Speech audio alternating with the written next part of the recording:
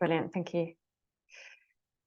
Okay, hello everybody, welcome and thank you very much for joining us for today's webinar on young farmers and the drive to net zero. This is a joint webinar hosted by the AFN Network Plus and the National Federation of Young Farmers Clubs. So I'm Jez Fredenberg and I'm based in the Tyndall Centre for Climate Change Research at the University of East Anglia, where I work on the network with my colleague Neil Ward, who's going to be back up in case my internet fails or anything today. The AFN Network Plus is focused on the UK agri-food system and identifying the research barriers to transitioning to a net zero UK by 2050. It's funded by UKRI and is coordinated by the Universities of East Anglia, York, Leeds and West of England. We've got more than 1,000 people and organisations in the network. So if you've got an interest or expertise in net zero and agri-food, please do join us. My colleague Claire will put links in the chat, so you can have a look at that.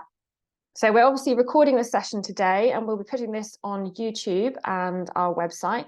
So if you don't want to be identified as participating for any reason, then best not to ask a question. But otherwise, if you've got questions as we go, please do put them in the chat or the Q&A box. So today is our 8th webinar in the series, and we're going to be considering the generation that will be dealing with the brunt of climate change and also the need to transition the UK agri-food system to a more low input, low emission, more sustainable and resilient system. So we're looking at the government's 2050 net zero target. And if we're looking at that, then we're talking about people who are in their teens now, their 20s, 30s and early 40s, being the ones who will largely see us through to this date and goal. So the aim of today is to get us all thinking about how farming might look by 2050, what this might mean for viable farming businesses, what the challenges and opportunities there might be in net zero and climate change, what skills and other support and services might be needed, and importantly, what young farmers think about all of this. So we've got 3 great speakers for you today. We've got Dr. Richard Byrne from Harper Adams University and 2 young farmers, first generation organic dairy farmer, Sophie Gregory, and Luke Cox, who is the Vice Chair of the National Federation of Young Farmers Clubs.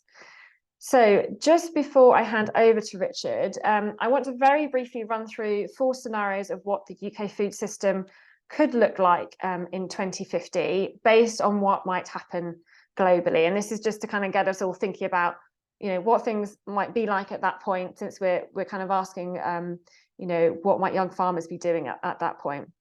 So this is work we've been doing in the network, and I asked Richard to have a quick look at it, so he'll be picking up on this a little bit.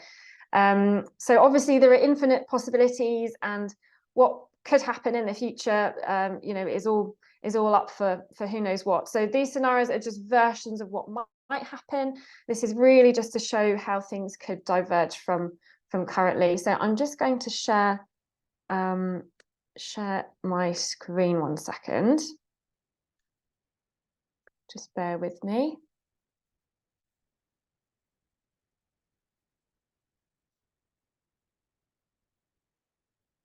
So very quickly now. So this is, so if we look at scenario, can everyone see that okay, by the way?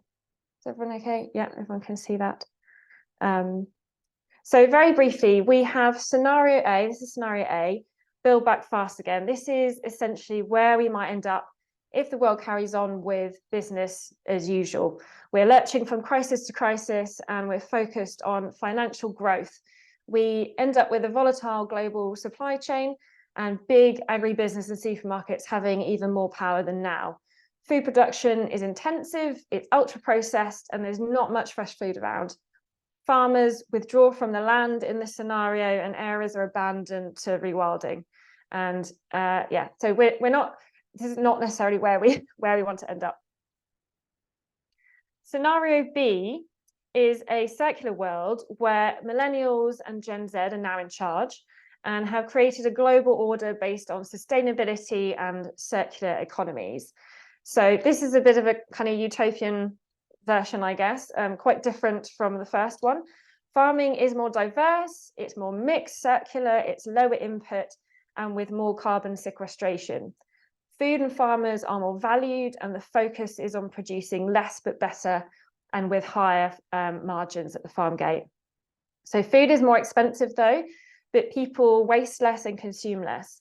Meat is occasional, which frees up more land for nature, and carbon credits are a big thing. Then we got scenario C, which might look nice on the face of it. If we're kind of looking at that image there, looks quite nice. But actually, in this scenario, the world has closed in on itself a bit, with countries becoming much more focused on the security of their food through self-sufficiency. So people are generally poorer in this scenario, and there's a make-do attitude, with everyone growing a little bit of what they can where they can.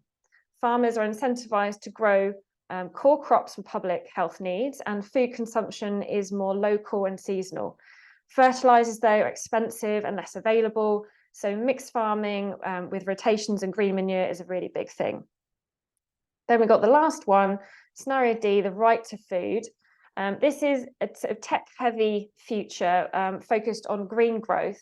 The right to food is recognised by government in this scenario, which ensures that everyone has basic but processed food as part of the universal basic income. A well-developed alternative protein market exists for processed items. Farming is again mixed and agroecological, but generally there are fewer livestock and more fruit and veg growing. However, small-scale alternative producers flourish in this example. So I'm going to stop sharing my screen. So that's just a bit of a roundup there to sort of get us thinking about what things might look like. I talked for long enough though, so I'm going to hand over to Richard. Richard, if you could get your slides ready, please. Richard is a senior lecturer at Harper Adams University, where he also helps manage the Rural Resilience Research Group, which focuses on stresses in the rural environment, such as policy implementation, climate change, and farm crime. Richard has over 25 years of practical academic experience in land management and food security, and he also advises a number of government departments, commercial organisations, and NGOs on the interface of food security, climate change, and conflict. So much like these scenarios, I think Richard is going to give us, it's going to take us from the global to local and what that might mean for farmers in 2050. So Richard, over to you. Thank you, Jess. Can everybody see my slides? Yeah. Okay, good. So like Jess said, I want to take you on a journey, and really, Jess has set the scene there. What will agriculture look like? And for many policymakers at the moment, it's a choice of two worlds. On the left, the very high-tech net zero world. On the right, very intensive, industrialized, processed world. And I actually don't think those two are the only choices. I think we've got a myriad of choices in between there. And that's where innovation, and particularly youth, come into it, because they drive innovation. And we need the innovation because 2050, we're going to have a lot of challenges. We're going to decarbonize, but oil is still going to be important, and it's going to be important to many people politically and also economically, and they're going to fight back. They're going to push back on that. I think we're seeing some of that already. We're going to see more populist governments, possibly. We're going to see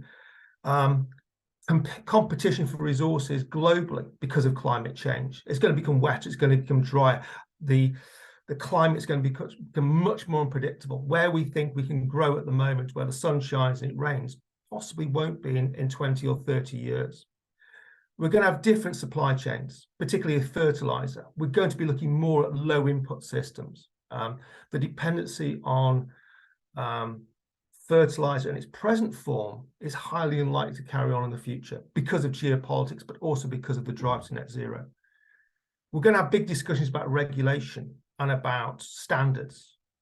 And that is a real battleground politically, but also in the world of policy, as we see the rise of larger trading bodies around the world, or trading groups around the world. And that's problematic because on one hand, the market, the economy sees regulation, things like phytosanitary standards as being a barrier. On the other hand, consumers really want safe food, and somewhere between the two is a compromise.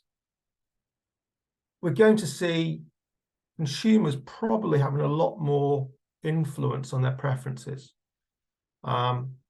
People like choice, and Jez was talking about the idea of food sovereignty, this one where we just grow our own food. Well, that's a world where there is little choice. It's all seasonal, and there would be shortages, and the diet would be one which is not what, particularly in the UK, we're used to. So consumer preferences will be very, very important. And we'll probably see different value chains as well. And the local and the regional value chain will probably become a lot more important in the future. Why? Because we know the problems with national and international value chains, the disruption to those, and the uncertainty of the future is one where long value chains, where we are used to sending things like Scottish langoustines to Thailand to be processed, to be brought back to the Netherlands, to be put in a box, to be sent back to the United Kingdom, to be put in a freezer display, is probably coming to an end. A, it's expensive in terms of carbon, and B, it's an insecure food chain in terms of global geopolitics. So we've got two things there at the bottom: net zero and food sovereignty. And many people, unfortunately, in the policy world, think about net zero leading to food sovereignty, this idea that we're just going to grow our own. I don't think that's realistic. Why? Because all nations like to trade, and food is part of global trade. It's part of regional trade. It's part of how we develop culture. So I think there's a compromise there between the two. And that's really where young people come in. Because young people are at the start of this new kind of world. And I think we saw the new kind of world starting on Saturday morning in the Middle East, one where things escalate very, very quickly, and certainties are not all we have. I mean, in the last sort of 5 days, we've seen oil prices spike, we've seen gas prices spike, all to do with geopolitics. And one thing we've got to be aware of is food nationalism. And that's already here. We have Russia who engages in what's called grain diplomacy, using wheat and sunflower oil in particular as levers on other nations. We see that to some extent with India and rice at the moment, and we've seen it at a smaller scale with Serbia in the last 12 to 18 months. And that means producing more or more diverse foods in the UK will become much more important in the future. At the moment, we seem to be on a pathway of bigger, more efficient units, but actually, in terms of structural security, in terms of resilience, medium and small size units offer that resilience, particularly in a world where we see things like pandemics coming, both in the animal world, but also in the human world. So local supply chains, regional supply chains will be fundamental. But unfortunately, we don't make the choices. Policymakers make the choices. And at the moment, like I said just a moment ago, the policymakers seem to be stuck in this. It's either food sovereignty, we do it all ourselves, or massive industrialization and big units. I think there is this opportunity for sustainable intensification, regenerative farming, as many people call it. But this idea that we can combine good quality food production with managing the environment and improving the environment, particularly improving carbon sequestration as part of our farming activities. And that's really the challenge for those people who are in their teens today. My first year students, that's their challenge really going forward. Why? Because consumers want it, but increasingly, most importantly, retailers want it. Increasingly, retailers want to decarbonize their supply chain. And one of the big areas of that clearly is the production side of it in terms of the agricultural inputs we're using. So what do young farmers offer this world of driving to net zero? Well, talking to my first years a couple of weeks ago, they've all well-traveled, mostly well-traveled, if not internationally, certainly within the United Kingdom. They're aware of much more of how things work, what things look like than perhaps I was at when I first went to university. They're certainly more connected. They live on their phones. They're connected. There's information flowing constantly. Some of it might be about what's on Netflix, but most importantly, it's awareness of what's happening in the agricultural world, what's happening in the supply chain world. Many have got experience outside agriculture. We're seeing, particularly with our apprentices that come to Harper Adams, they've all done something before coming into agriculture or into land management. And that brings a different way of thinking about problem solving. Everybody's much more environmentally astute, environmentally aware, and increasingly entrepreneurial. They're seeing opportunity. And I've got hopes for the young farmers of today, because I believe they are much more entrepreneurial than certainly people of my generation who were perhaps wedded to the comforts of a common agricultural policy. And now clearly that's gone, and entrepreneurism is really the way forward. It doesn't matter which way you come in, whether through succession or as a direct new entrant. There are opportunities, and those opportunities will grow. There are opportunities because we want a diverse skills background within agriculture going towards 2050, particularly as we drive to net zero. And the importance of partnerships between people at the ground level doing agriculture, but also within the supply chain is going to be increasingly more important. And in that, we're seeing already the importance of grazing animals. In fact, my own cousin is a new entrant to farming. She farms, well, she grazes around about 100 ewes, but she doesn't have a farm. She grazes for conservation bodies. She grazes for heritage bodies. She's grazing now on stubble turnips on a previous cereal land as part of a regenerative agricultural process. And her business, micro as it is at the moment, is slowly expanding. And the demand for grazing animals to be movable grazing animals across a range of landscapes is growing. We're going to see a much more integrated diversification. I love this photograph here, this young lady with the sunflowers. This is in Dorset. I pitched it for Farmers Weekly, but it illustrates exactly what entrepreneurship is. She grows sunflowers for sunflower oil, but as part of that process, she opens up those sunflower fields for people to come, paying customers to come and run meditation classes, to have photography sessions, all sorts of things. She's opened it up to advertisers to make calendars and all sorts of opportunities as part of her growing of sunflowers for high quality sunflower oil. I think we're going to see more social enterprises. Having worked on the new deaf and new entrants program here at Harper, a good proportion of those new entrants were looking at working with communities, local food systems, working with sectors of communities of populations who are underrepresented in agriculture. And I think that's a really interesting avenue, a very, very local food. And, those opportunities are growing as well. I think vertical farming is going to be part of it. I was always a bit cynical about vertical farming until I actually went to see what vertical farming could do and what it could be and where it could be as well in a non-traditional environment. And once we can work with that renewable energy component, we're reducing the amount of waste, we're reducing the amount of water, we're reducing our carbon footprint substantially. And then for those on the ground, I think the regenerative farming piece is incredibly exciting. And I think, one of the things we completed a piece of research on this earlier this year. The diversity within regenerative farming needs to be maintained. I would hate it to see it become a closed box of this has to be seen as regenerative farming, because what we're seeing in regenerative farming now is true innovation and entrepreneurship. So what will we need going forward? Continuous professional development. That's the thing that came out of our study with nearly 300 regenerative farmers in the UK. They're not signing up to university courses. They're not taking online courses per se, but they're developing their own skills. They're joining groups, they're discussion groups, they're reading academic papers, but they're also reading more popular press about regenerative farming, but they're communicating, they're learning from case studies. I think we need to maintain our professionalism when it relates to net zero and make positive decisions about where we can contribute to that, rather than trying to do a whole raft of things. We've got to get better at understanding risk and risk management, particularly as we're looking at a period where we're going into more wildfires. And that's where we can link in with those with grazing animals in terms of managing fire risk through grazing action. We've got to become better communicators in real life and through social media.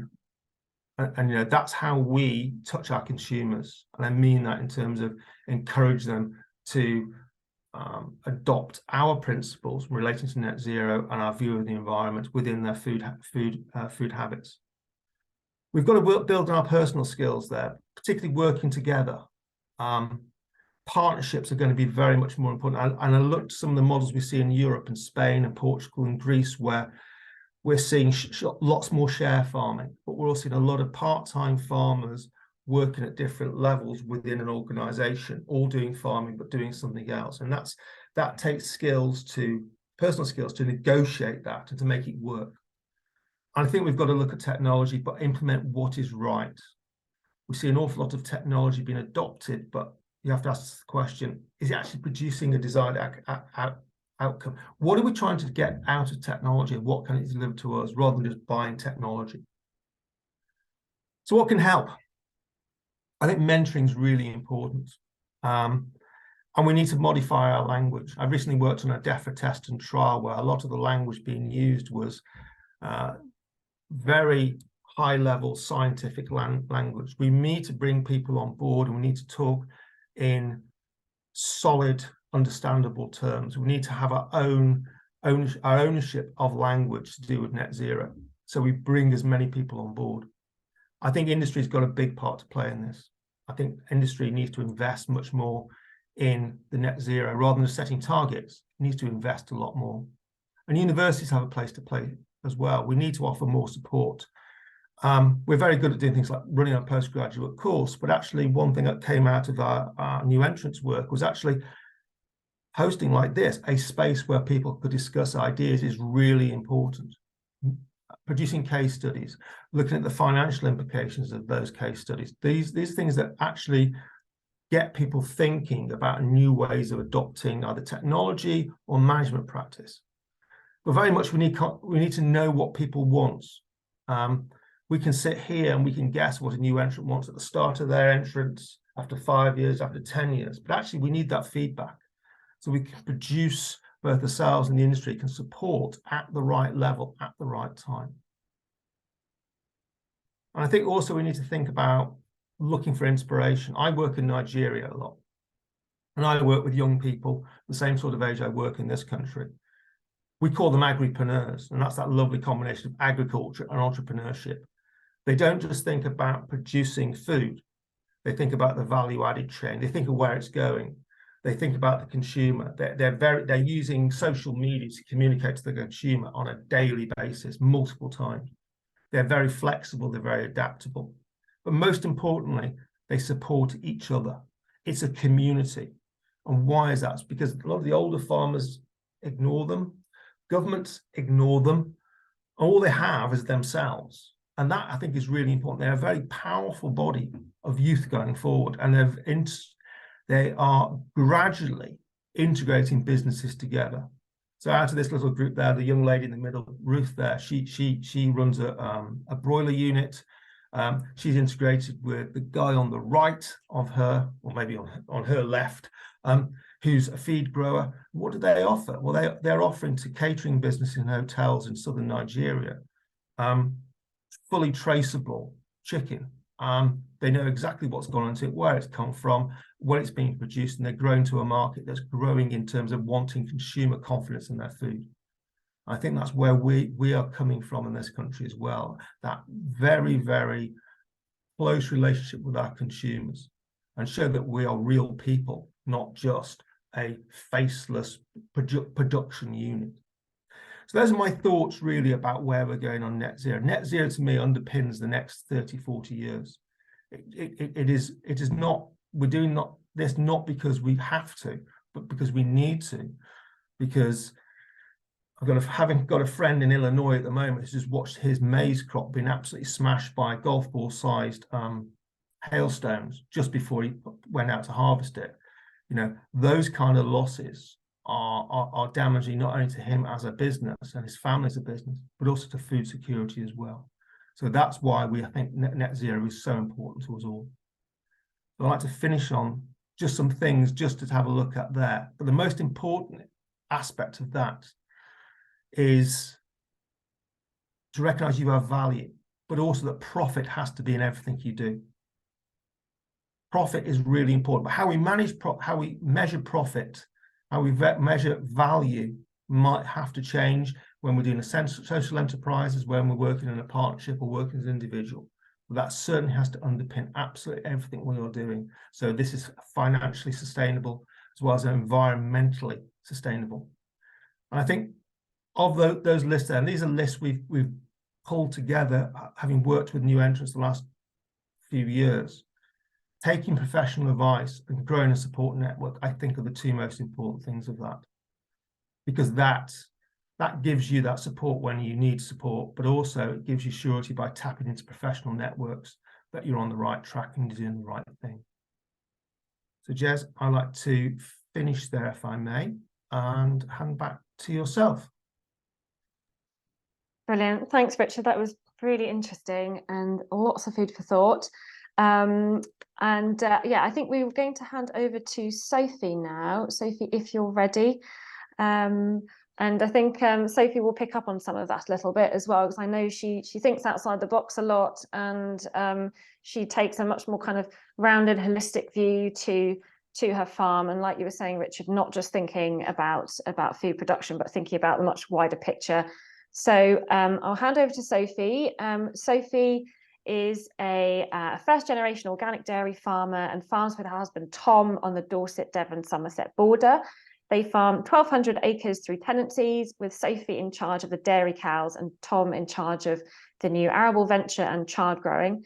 I won't say more than that, as I know Sophie will be talking much more about her farm and what she's up to. So Sophie, over to you. Hello, everyone. Sorry, I haven't got a very fancy PowerPoint or anything, so you've just got me. As Jez was saying, I'm a first-generation organic dairy farmer on Dorset, Devon border. Came into farming 9 years ago. When I met my husband, he was desperate to go dairy farming, and I didn't think it was a great idea to begin with. I had absolutely no interest in going into farming. I was an accountant, and then he kept going with it, and I couldn't get him to shake it off.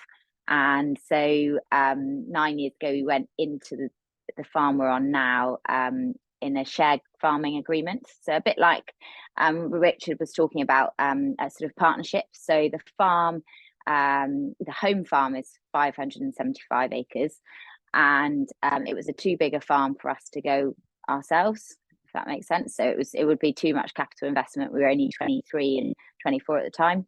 And also the landlord probably wouldn't have wanted an unproven business model. So we approached another farmer who we were already rearing animals with, and he had 6 other dairies, so he was proven, had a good track record. And so we bought in at 20%, and he had the other 80%, and then with the idea that we'd buy him out to 50% through profit. And we've done that in the first 4 years, and now we're actually buying him out fully. So that's a way, like Richard was saying, a lot of this is about the future generation. To me, a big part of it will be partnerships. So it will be pairing with other skill sets. So this partner was able to offer us mentorship through his knowledge of he'd been farming for at least 25, 30 years. So he had all the knowledge, whereas we were bringing the energy and the thinking outside the box. Although my husband's come from farming family, his dad sold the cows when he was 10, so he wasn't directly still on the farm. So, and I absolutely hadn't, I had never milked a cow before we came. So I suppose we brought that to it. So the farm now, what does the farm look like now? So we started with 280 cows, spring calving on an organic system, growing all of her heifers and silage at home. And then we've expanded since then. So we've milking 360 cows now on 2 blocks. So a spring and an autumn calving herd. And then we've taken on since then 300 acres, which we grow all the heifers on, which is about 8 miles away. And then this season we've taken on an arable farm, which long term we will feed the grain from the arable farm back to the cows.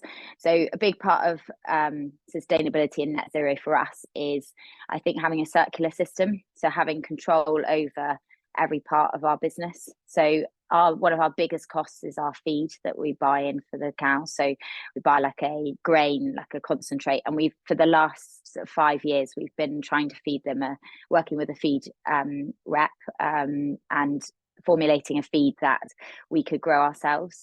So setting the system up so that when we did find a block of land, that those things could be grown easily ourselves within the UK. I think a big thing we don't think about as farmers sometimes is that some of the origin of the feed, like the concentrate and the cake we're buying and feeding the animals, actually can, especially organically, can actually come from like Ukraine or China, or they've if you've got soya in it, it can often come from quite far. So it was quite important to us to sort of, at the moment, they're not looking so much on footprinting of raw materials like that, of ghost acres, but I think it will come. So it's been trying to set up something that we can grow ourselves. So a lot of our feed includes what we call lucerne, which is like it's a horse feed really. It's like a dried grass type thing. But a big part of our cake is that. So we've been feeding that for a long time now, and we hope to grow it on the arable block. And then also part of taking that arable block on was that we would keep the beef too. So at the moment we're selling sort of 250 beef animals a year through just as calves, but with the hope that we probably take them back in-house and finish them, which will give us a bit more control over the markets. I think we're very exposed as dairy farmers to global markets. So things like at the moment the milk price is last year is terrible, and it means that we've got another income stream other than just the milk. And me and Jez were having a quite a good chat the other day about sort of what sustainability means to us, and how we're all so laser focused on the drive to net zero, but actually there's so much more that the farm can provide as well as that. So things that we do things like school visits and have vet students quite a lot. So we see it really as important that the farm is having a good social impact, if that makes sense. So things like getting kids knowing where their food's from, because I think all of this is great, and if we focus on net zero, I think it is important, and the government have to get there too. But I think if we haven't aligned the future consumer to where their food's from, then we're not actually going to have the market to sell into. If they don't understand really what they're buying, we can't really expect them to choose well or feed themselves well. So keeping that gate open to lots of different people. So we have quite a lot of farm walks on, so people from the village, or to FCN walks, which is a farming community network, and it just gets people out and onto the farm and seeing how their food's produced. That's really important to us. And the vet students is that veterinary is like large animal veterinary. People, the amount going into that compared to small animals is so small now, that if we can just spark the imagination of one vet, that's a massive win, because they're obviously they're part of our system, is having veterinary advice when we need it. And Jez was asking also, how might our farming business be different in 2050? I think that's sort of the direction we're going already now, is sort of trying to create, I think Richard had some pictures on this, to create a sort of circular system. So we're sort of, everything's feeding each other. So we're using the barn, so anything that's housed, then the straw is rotted down and goes back on the ground via compost. We're sort of land sharing, if that makes sense. So if someone wanted to grow some vegetables, there's a plot up the top that with the allotment I don't have. It's not very good for agricultural land, we wouldn't even notice if it goes, but a bit of using bits of land for what they're good for. There's about 200 acres of land we rent that our landlords rewilded, which I think as a farmer is quite a difficult concept, I think, because we've got a real mindset around producing food. But that piece of land was really, we were offered it for no rent for our heifers, and we just said, actually, we can't make it work. It's too run down, there's no fencing, there's no water.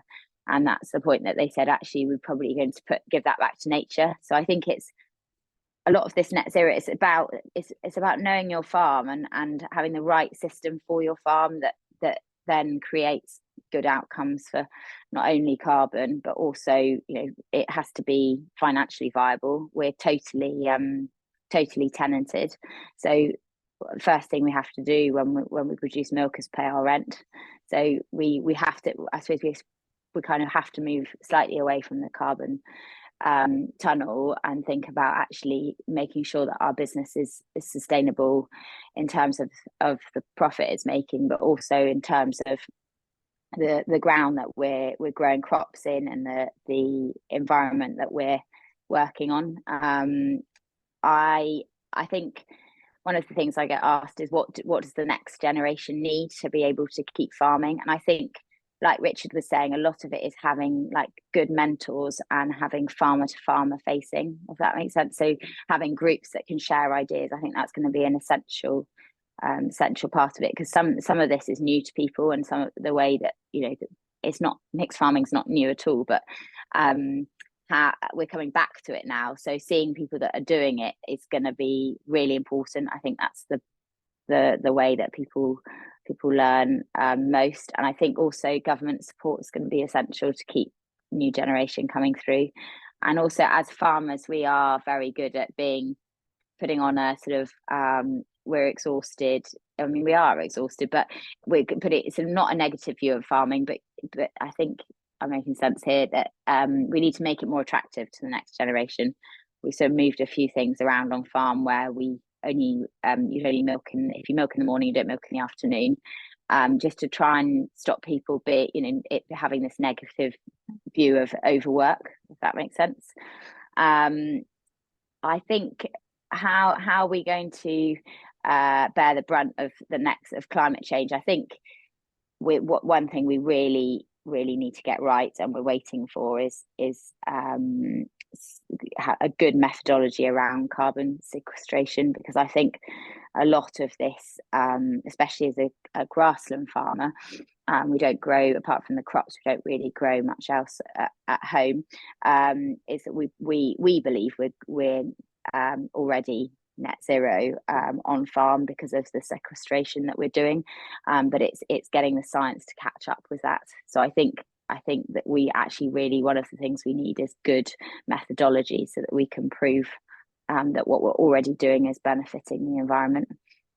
We're part of quite a few pilot schemes, so which we do mainly because we want to understand where we are in terms of sustainability. We're part of the Isle of Regen project, which is group of 8 farmers in the UK, 6 in all the other regions, and we all have our own handprint plans, which we're sort of investigating different things, what regen means on farm, with the idea that then we present that back to the membership when it's a 4-year project. So we take the knowledge that we've learned and then bring it back to the cooperative. And that's going really well, and we've done loads of baselines. A lot of this is around taking good baselines so that when the science does catch up, we have got a place to start with. But also a lot of this is sort of making sure that they're new. We've got a couple of students that work for us, and making sure the curriculum that's coming through includes the environmental side of farming, because I think, in the past it's all been centered around, the chemicals and machinery and the cows. But I think we probably need to make sure that the curriculum is including the right skills that we need, the right knowledge that we need for the future, because I don't think that we're going to just be farming for food. I think we'll be farming, like Richard was saying, that carbon will come into it. So I think that's going to be a vital part of making sure that the next generation are equipped. But ending with that, I think how our farm will look is a mixed farm, sort of circular economy, some direct sales. I still really want to be supplying a cooperative. I massively believe in a cooperative and a fair milk price. I think it will be organic. I'm fascinated with the idea of what the future for organic is, with regen coming through, but that's another story.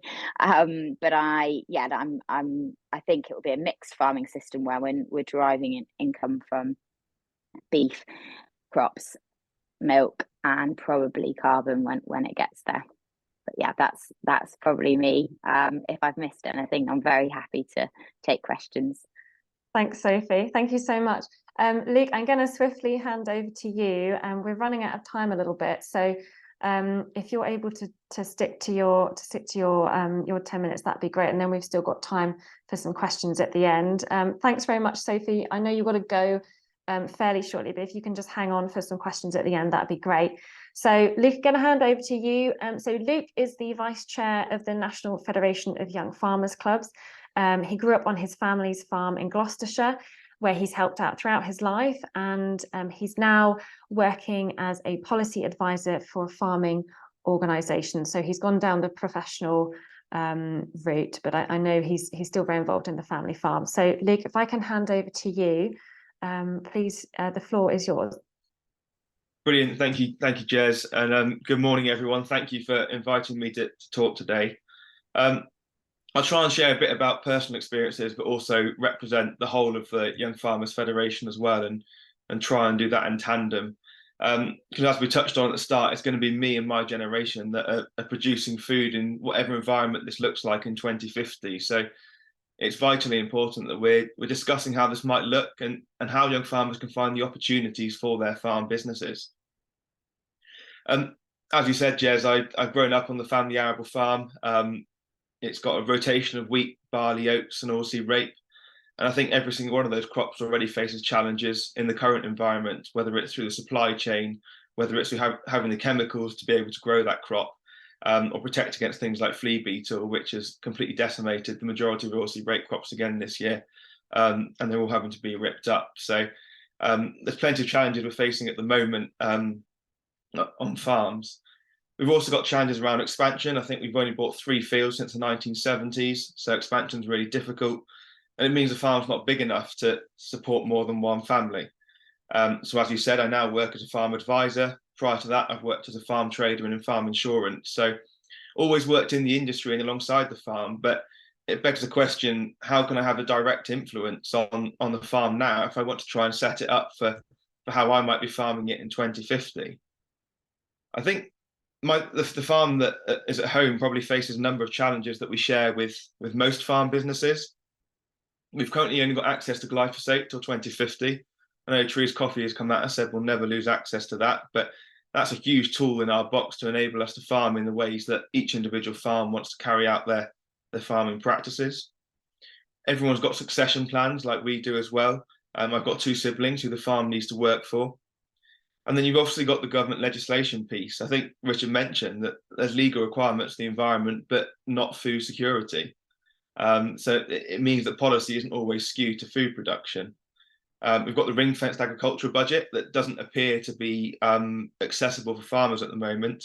And we don't really have domestic UK policy that's replaced EU law. So we've got things like authorization of chemicals dropping off, and we don't have anything in place. So it's a huge number of challenges facing UK farming at the moment.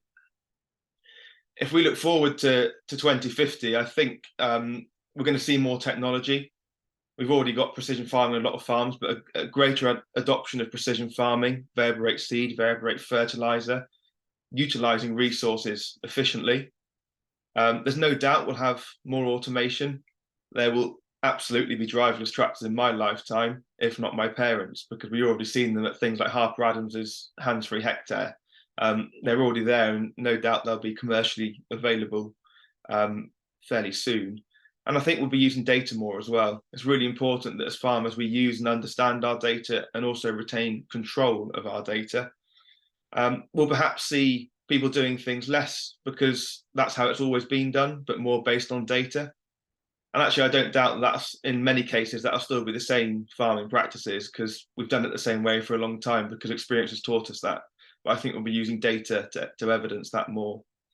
And we'll probably have less tools in the box in terms of chemicals, so we'll have to be farming in smarter ways.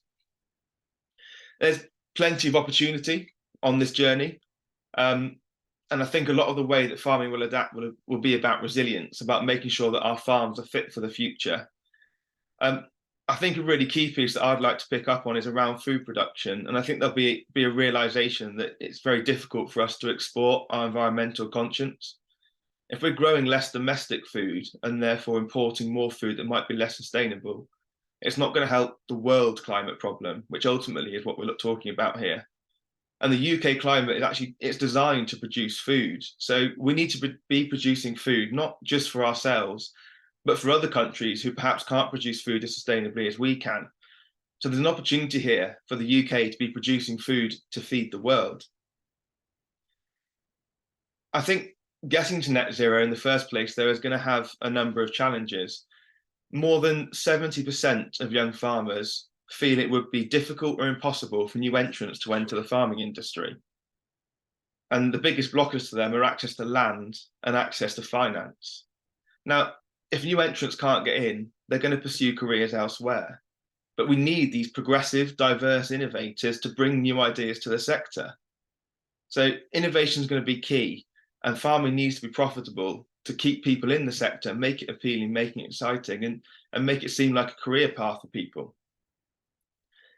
The good news is that we already have different skills that previous generations have not. So we've got knowledge at our fingertips on our phones that people haven't had before. I think we're much happier to trial new ideas and take a risk in doing something a bit different. And we're probably more open to collaboration. The biggest challenge we face at the moment is not knowing which way to turn.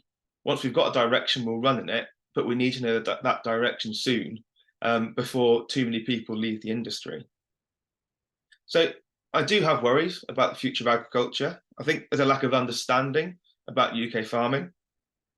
I worry about the unintended consequences of policy changes, and I'm concerned about irreversible land use change when short-term policy and decisions don't reflect the long-term outcomes we're after. But I am really hopeful that change always brings about opportunity, and I think the biggest innovators will find a profitable future here. We just don't know where the opportunity is yet. To make sure there's time for questions, I'm just going to finish up with proposing a question, I suppose, about the future of UK farming and the drive to world net zero. And it comes back to food production. The UK produces some of the most sustainable food in the world. So which countries produce food to a lower level of sustainability than the UK? And then how can we produce more food in the UK to feed our growing population and export it too? And what environmental benefits can other countries deliver on behalf of the UK if we're producing sustainable food for them? Climate change is a world problem, and the UK produces some of the most sustainable food. So surely we're best placed to produce food within the net zero environment. Thank you. Brilliant. Thank you, Luke. And thanks for sticking to time there as well. We've got a few minutes for questions. I kind of wanted to pick up on something that Luke just said, which was we don't know where the opportunity is, and also that the biggest blockers are access to land and finance.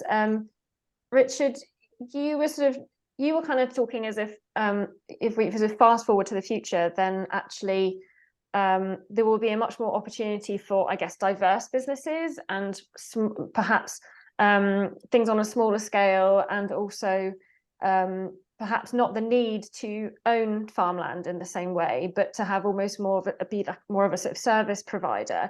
I'm sort of wondering if you can pick up a little bit on what Luke's saying in terms of what those blockers are and what those opportunities might be. Yeah, access to land is certainly a real block in the chain. But I think this is where I think being much more adept and flexible comes in. If you look at somewhere like Jordan, they're doing vertical agriculture on buildings that are existing. They're not building buildings to do vertical agriculture. They're using existing buildings. I think with the grazing animals as well, we're seeing a huge move, recognition that when land is, I think somebody put in the chat, land needs rewilded land needs management. Using grazing animals is really an important part of that, whether they be wild animals or they be domesticated livestock. And again, I think there's opportunities within that framework as well. But some of the things we look at some of the vertical agricultural activities taking place now. The costs of hydroponics is plummeting around the world. You don't need some big fancy building, subterranean spaces are being utilized, all sorts of things, existing spaces are being utilized. So I think that we will see a lot more smaller, particularly in the social space, a lot more smaller production units. If you go to East London, there are small urban farms dotted around East London producing food for businesses for sale locally. It's probably not the vision of many farmers, but we will see. I'm pretty sure we're going to see a much more diverse landscape because of the problems that looked pointed out there.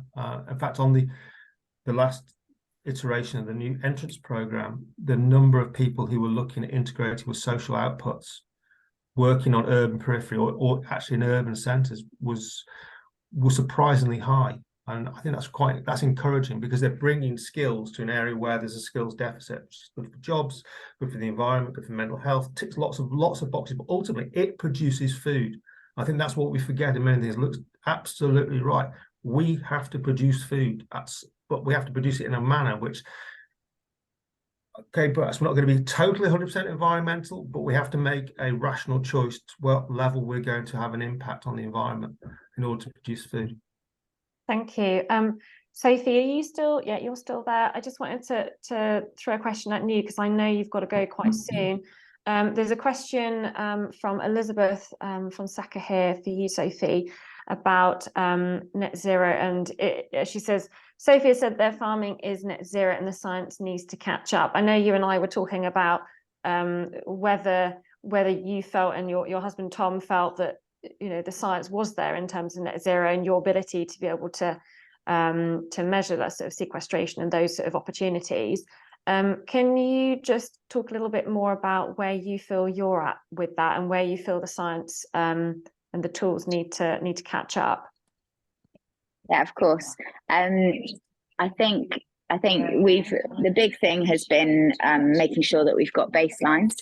So and then over 5 years, making sure that we're increasing our soil organic matter, and there's no legally correct way at the moment to claim that we've stored the right amount of carbon to our milk. We know what our milk is outputting per litre, well, per kilo leaving the farm. We do that through our milk buyer. We've carbon footprinted totally the whole farm. So one litre, 1 kilo of milk is.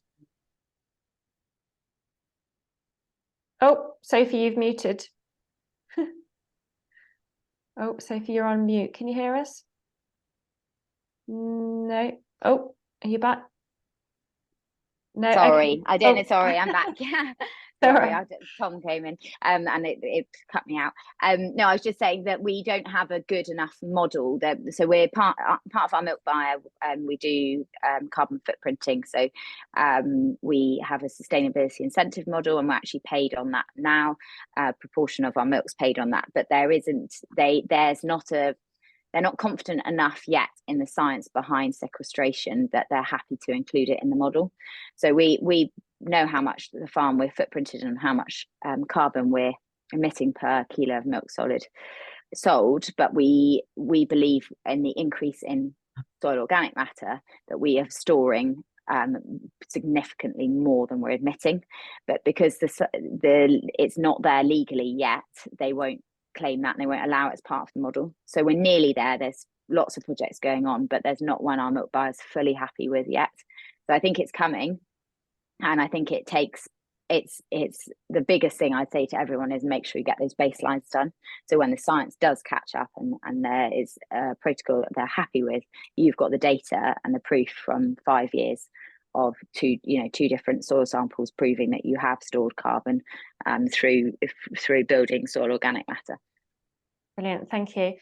Luke, I wanted to come back to you on you were sort of talking about, you're kind of warning really about with these blockers are actually going to mean that a lot of people with skills right now and in farming are going to start sort of leaving the industry or are already. What do you see as something that could change that? And I guess, do you think that the sorts of opportunities that Richard's talking about, that Sophie's talking about as well, in terms of a more sort of, more holistic view of farming and sort of sequestration, do you think those kind of opportunities that are a bit different probably to the more traditional farming, are they going to keep the people that you're talking about in, or are we talking about attracting a different type of person into the industry?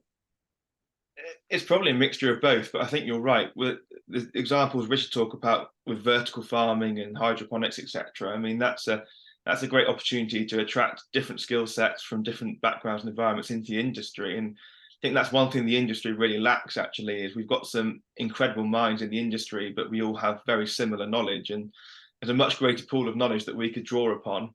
And going into things like vertical farming will probably attract those types of minds. So there's definitely a place for that, which will encourage people into the industry. I suppose that on the flip side, though, I don't think we're going to be producing 15 million tons of wheat under vertical farming anytime soon. So there's still a huge demand for people to be out in fields producing wholesale food. And that's where I think the biggest challenge is going to be, is making sure that the farmers have access to land to continue to produce that type of food. That's going to be, again, where access to land and access to finance comes back in. Brilliant, thank you. We're going to have to wrap up in a minute, but Richard, I just want to come back to you for one last question, relating to one from Emily Reed in Devon. She says she's interested to hear about thoughts on achieving greater resilience of climate impacts. And I'm kind of wondering, you know, if you're a young farmer now and you're thinking, oh God, you know, we sort of know where climate change is heading at the moment. It's very difficult to plan anything, isn't it? And you've got to sort of balance this whole resilience, sequestration. So you've got balance, mitigation, adaptation, climate change, along with a viable business. What would you say to people about that? One of the interesting things that came out of our work with regenerative farmers was that in last year, when it was very, very hot, everybody's yields were down. Everybody was impacted, but they felt, and their yields, although were down, were actually not as down as much as neighbouring farms who weren't regen, because they were obviously managing their soil to hold as much moisture as possible.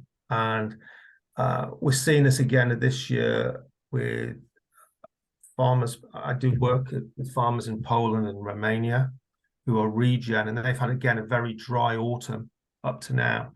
But what they're seeing is where they're planting, they're sowing into dryness as it would look like on regen soil. There's enough moisture still maintained there to start the plant going. And now in the next 2 or 3 weeks, it'll start to rain. So that's an element of resilience. We also need to think about resilience from how we manage crops and livestock going forward in terms of shelter and protection from extreme weather. And somebody put in the chat about agroforestry. And agroforestry, I think, has got a huge amount of benefits there for wind shear, for livestock, all sorts of things. It's used extensively around the world. And you know, if you want to see some really good agroforestry with cereals, go to central France, where they're growing wheat, barley, maize, oilseed rape, all within avenues of lime trees, poplar trees, you name it. And again, it's about reducing evapotranspiration. It's about reducing wind shear and all sorts of things. And I think, again, that's building that long-term resilience. But it's things we have to start doing now, because when we really need it, it's in 10 or 15, 20 years. No good planting a tree when we actually need a tree. So I think that we need to start thinking about how we structurally look at salt-saving water. One thing I'm very much aware of working in Nigeria is we save water on our farms in every single opportunity. Every piece of runoff possible off a building is saved. We mulch as much as we can. We do all sorts of things to maintain the moisture component within our soils. And also, you know, things like controlled track waste, things like that, you know, reducing compaction, again, allowing greater infiltration, keeping it at the root zone rather than, you know, losing it to evaporation. So resilience comes in many ways, but I think the biggest risk, the risk we're not prepared for, is wildfire. That is, we've got to think structurally about where we're planting trees, where we are rewilding. Rewilding offers some opportunities to create natural, to trap water, to maintain that in moisture in swales, to reduce fire risk. I think we perhaps have to learn a bit from permaculture, how they look at water interactions with cropping. Again, Australia is the place to look at that, where they've taken permaculture, which is a backyard thing in many respects, and scaled it up to large units. to maintain the water, to reduce wildfire risk. But I think we've got to think about where we build things, how we build them, what we build them about, because, you know, I've got colleagues in Greece who've lost entire horticultural units this last summer because of wildfires, and one of the reasons was that you know, many people have reduced the grazing around the farms because there's no money in grazing, and it's led to scrub encroachment. And while that's a good habitat right next to where your greenhouses are and your polytons, it's really not a good place. So I think we need to start really thinking about risk in a different way. It's not just about, oh, it's going to be a drought, or we're going to have lots of rain. It's all the things that come with climate change, which we can see around the globe at the moment. Brilliant. Thank you, Richard. I'd like to pick up with you on wildfire on a different call as well sometime. But anyway, thank you, Richard. Thank you, Sophie. Thank you, Luke. Thank you, everyone, for coming. That was really interesting. We will, if you've got any further questions, I know we didn't have as much time as usual today for questions. So if you've got any further questions, you want to put them in the chat or the Q&A then very quickly now, then we can try to get those answered another time for you. But yeah, thank you very much for coming. We hope you enjoyed it. If you want to digest it a bit more, we'll be putting it on YouTube and our website in the next couple of days. You can also browse our kind of back catalogue of webinars there as well. We've got all sorts of things from retailer greenhouse gas emissions to poverty and food choices to agroforestry, carbon markets, governance, and quite a lot more. So yeah, and let us know if there's any topic that you think we should really be talking about as well. Our next webinar will be in mid-November, when either myself or Neil will be interviewing Professor Tim Benton of Leeds University and Chatham House. Lots of you probably know of Tim when he was the global food security champion back a few years ago now. We're going to be asking him where food sits in COP negotiations, because obviously COP's going to be taking place at the end of November, beginning of December. So do look out for that. If you want to hear about it, just sign up to our list. You can go on our website. I know Claire will put the links in again now. But yeah, just get in touch with myself or Neil. She's going to include our email links there as well. But we will see you for another webinar another time. So thank you very much and see you soon. And Claire, if you can stop recording.